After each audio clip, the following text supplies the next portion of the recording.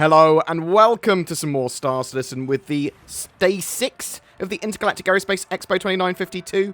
It's the 23rd of November and we've got 4 manufacturers compressed into one hall today for you. We've got Argo, Consolidated Outland, GreyCat and Kruger. So lots of, a big multitude of ships all sort of smorgasborded together. We've got, to start with, we've got little tiny snub fighters. The P-72, the luxury, sort of dockable with the Constellation in their special dock snub. Hasn't got a quantum drive or anything like that, but it is got. It's small, it's nippy, and it's got a reasonable armament for its size. And you can change its weapons, which is something you can't do with the P-52 as well, because it's got one of its weapons integrated, I believe, in this nose. You see this weapon here? See this weapon here? And let's go up here. This chain gun here, that's integrated, so it can't be changed, unfortunately, as far as I'm aware, at least not at the moment. But basically they changed that up for another 2 weapons on the wings. Pew pew pew! On the P-72 version. But it's up to you what you like the most. If you want a snub, I mean, there's lots of other snubs as well. The Pisces is pretty good as a snub choice too, because, well, it's a snub, well, at least snub-sized, but it's got a quantum drive, so it can actually travel long distances. So what else have we got here? Ooh, so not a huge amount in the actual halls. A little bit when we go downstairs. So we've got a load of Argo ships now. We've got the MPUV and the sort of cargo and personnel versions of that. So these are little tiny ships to help move cargo and people, like between a capital ship and a station, or between different points of the same capital ship, or something that you might want to use. It's very small scale planet side. It's got a little bit of cargo room there, and obviously in the passenger one, we've got some seating for and room for sort of gear and stuff like that. I'm not a massive fan. I mean, they've got use in the verse. I think they look kind of cool, but I have not found a reason to actually get one beyond that. I believe one comes with my Javelin. A lot of people love it. Then we've got the Mole. So the Mole is a multi-crew mining ship. And if you want to do sort of the higher tier of mining, or lots of mining, then the Mole might be for you. But you really want to run it with a crew. And if you want to run something like just solo, then you want to go for a Prospector for sure. Mole.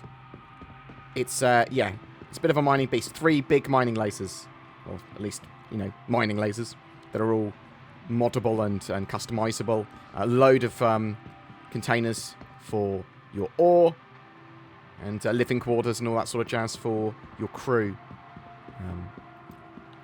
I do really like the Mole. It's just, if you had 3 people, would it be better to run 3 Prospectors? Maybe. Depends on the sort of operation you want to do, and this might be a lot sort of cheaper to run than 3 Prospectors at once. We've also then got the Argo Raft. So the Argo Raft is a cargo hauler, but it specialises in moving sort of these 32 SCU cargo containers, which you can very easily pick up and drop, is the idea. Now, we were hoping we'd get the ability to do that in the cargo refactor for 3.18. I don't believe we are getting that now, but that will come relatively soon, I believe. They're going to have basically costs to and times associated with loading and unloading. And then it's going to be really important to have ships like this, which can very easily, very quickly load and unload. It can literally just go boop, boop, boop, pick up these crates, plop them down. Nice and simple, nice and easy.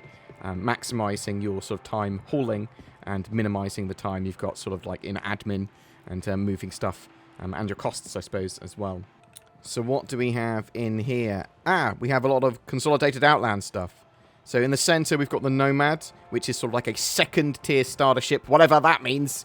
So it's sort of like a little bit of a truck. It's got the ability to carry a vehicle in the back, but you can also just carry cargo in the back, which is very quickly and easily sort of loadable, unloadable, because of its sort of configuration here, although it might be a bit vulnerable to the elements. There's living quarters inside as well. It's a very solid starter ship. If you are into that sort of thing, I hate the way it looks, personally. I know it's supposed to sort of advance the consolidated Outland brand, and it probably does that. It just, for me, monstrous. But a lot of people like it. We've got various Mustangs. This is the Mustang Delta, I assume. So basically the Mustang series are sort of starter ships, although there's a lot of variance between the Mustang Alpha, which is the true starter, and then the other sort of slightly more specialised variant. So the Delta is the more military version. It's got rocket pods, is the idea, lots of weapons, pew pew pew. I think this is just the standard one here. So Mustang Alpha used to be my favourite starter ship, although now I think it's probably going to be, even though it's got less potential armament, the Drake Cutter. Well, that said, I'm pro Avenger Titan. I'm pro people putting a little bit more money and getting the Avenger Titan. And then we've got the Explorer variant and the Racing variant as well. Let's get to them. So you've got the Mustang Beta. It's got little living quarters inside. It's supposed to allow you to stay out a little bit longer in the verse. And it's got some special scanners and stuff like that for detecting all your sort of exploration needs. I say all, some. It is obviously a lower tier, a pretty low tier exploration ship. Potentially the lowest tier exploration ship we have in the game, thinking about it, because it's basically built on a starter ship hull. And then we've got the racing variant. I've not seen this used racing competitively. That does not mean it's not used racing competitively. I don't watch many races. However, the Mustang Racer Boy Gamma, is it the Gamma? I think that will be used a lot more once 3.18 has, you know, proper races integrated into the persistent universe. And let's see how it performs. I'm interested to know in the future. What have we got downstairs then? So we've got some Rock DSs. So the Rock DS, if you want to do mining on the ground with a vehicle, then this is the vehicle for you if you want to do it with two people, which a lot of people don't, to be honest. And then there's the standard Rock, which is the one-person variant. If you had two people, I would say bring two Rocks. I am not a fan of the DS. Maybe in the future where there's some harder-to-get sort of materials that require, I know, you're getting up slightly higher or something more specialist, or you're in a dangerous area and you need someone driving the car while also separately mining, then maybe it will have a reason, but just the standard Rock, I really like it. Pretty much all the ground vehicles, I say, get in-game, though. We've got the new STV here as well, the GreyCat STV. I really like the STV. I don't think I've driven it around much yet, though. I think I've given it one very quick drive when it first came out. It's cool. Little buggy that's going to get you where you want to go. It's pretty civilian. It hasn't got any peepees. And then you've got your good old golf cart, the PTV. Going to be used for racing in 3.18 very soon. Anything interesting over the other side? We've got some bikey boys. Is this the hoverquad? Yeah? Yeah, so this is the consolidated Outland hoverquad. A more durable, robust, less shooty hoverbike. And if you want a civilian sort of hoverbike, then the quad bike is for you, potentially. I want wheeled bikes. I'm looking forward to the Rangers. That's what I'm hoping for soon. It's very pretty all around. The reflections are pretty cool as well. What have we got in the Hollow Suites today? Oh, hello. What are you?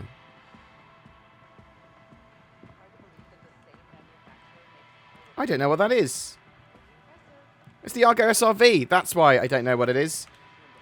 Because it looked like a mining ship briefly. So the SRV basically is the tow truck of the game.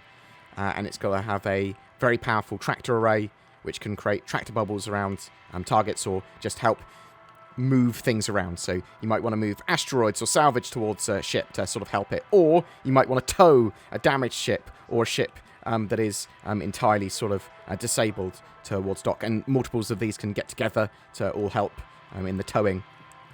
Really like the idea of them. I think they're working on ship tractor beams at the moment, sort of as part of the cargo refactor. But it's not going to be in 3.18 that we get some sort of ship scale tractor beams. What else have we got? Ooh, let's go back into my normal face view. Oh, we've only got one other ship today, which is a bit of a shame. So we've got the Pioneer. So this is one of my favourite ships, but not by the way it looks, but literally just for what it does.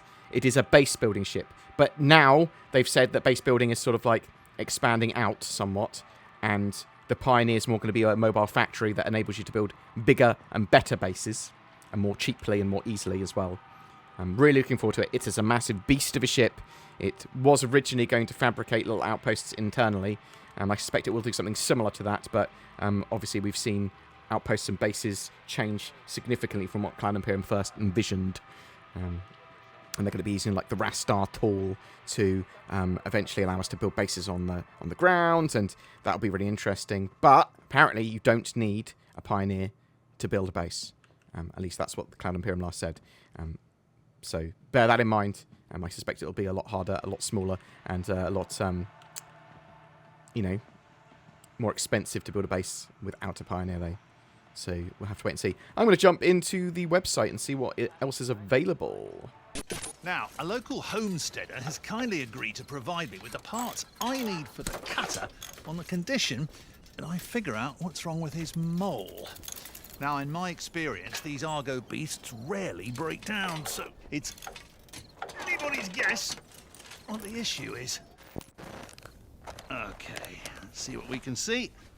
Pretty good. Okay. All right. Okay. Almost got it. Oh!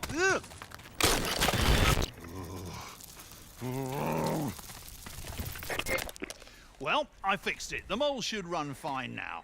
I do have some bad news, though. You got crabs.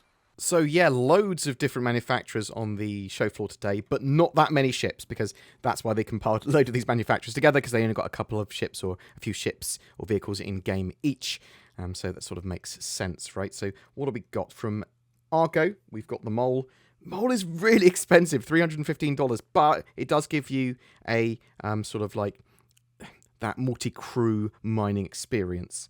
And if you want 3-4 people to come mining with you, then the Mole is potentially for you. You've got the MPUV cargo version. It's a price of $35 for something that you will probably not use buying in game. It's a very small scale cargo movement without quantum. It's just it basically takes up a snob slot, but get something else. Get a Pisces. Get anything else. Got the MPUV, the personnel version. That's taking people around rather than cargo for the most part, although it can carry a little bit of gear. Raft, relatively good price for what it is. $125. And it's sort of very fast sort of cargo moving. I talk about fast in the fact that it's going to be able to deal with the loading and unloading very quickly. It can take a reasonable amount of cargo. I think it's at 96 standard, because it takes 3 32 SCU cargo containers. We've got the SRV, $150 for that sort of super beam sort of ship, specialising in towing things and potentially some utility to help all of the other professions, because tractor beams are useful. Yeah, $150 is not bad, I don't think. Again, with everything we're talking about, you can get it in-game. So there is a Daily War Bond deal for getting the Mole a bit cheaper, as well as a CCU, if you are so inclined. We've got Consolidated Outland as well. We've got the Hover Quad from $30. We've got the Mustang Alpha, so that's starter ship, $30. The Beta, the Explorer sort of variant of it, $40. The Mustang Delta, $65. If you're interested in that sort of stuff. $55 for the Gamma. Again, they're all built on the starter hull, basically. Got the Nomad, which is that second tier starter, and seen as a multi-purpose freighter, $80. I think it's a bit expensive for what it is. I'm super pro Avenger Titans in pretty much all regards. Now, one of the sort of, I believe the only potentially limited sale today is of the Pioneer. At time of recording, they are entirely sold out. So the next time you'll be able to get that is midnight UTC and 8 a.m. UTC, the next 2 waves of that. And you'll be able to get both store credit and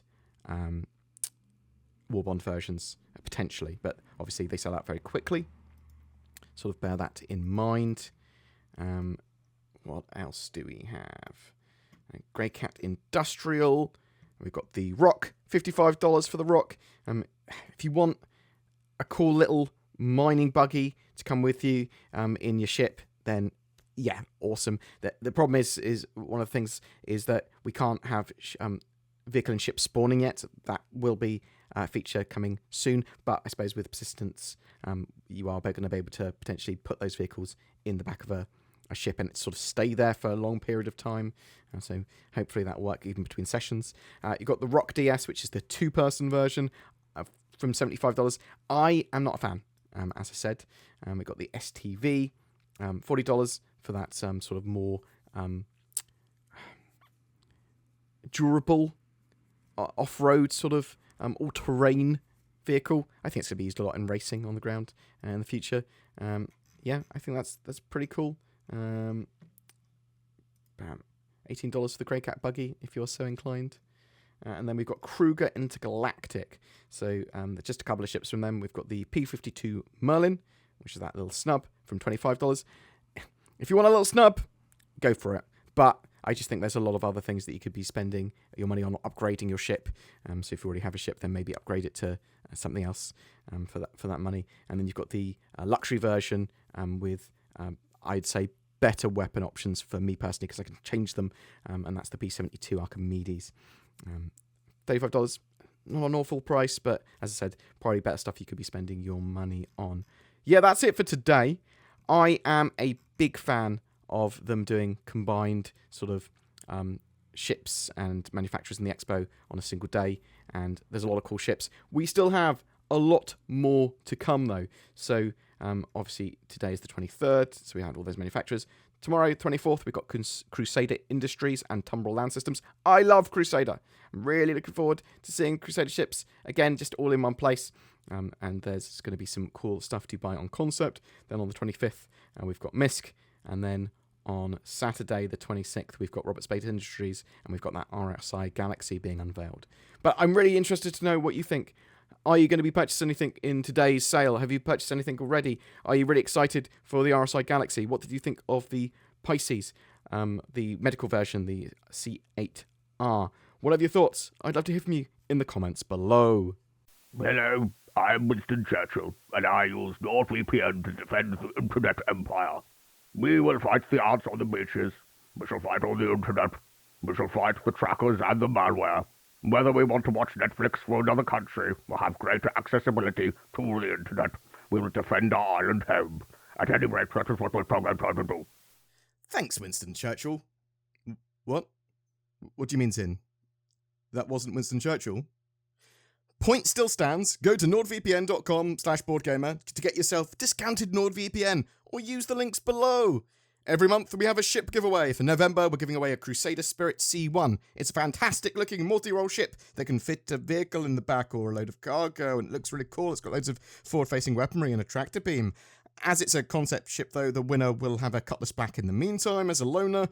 It comes with access to the game and lifetime insurance too, so bam! Even if you don't have Star Citizen stuff yet, you can get straight into the game with this. It's all you need. Just comment on any of my videos this month to be in for a chance of winning. A massive thank you to everyone that has used the join button under my videos to become a channel member, and my Patreons. You guys are awesome. It really does help the channel. Please consider becoming one of those lovely people too. Thanks for watching, and I'll see you in the verse.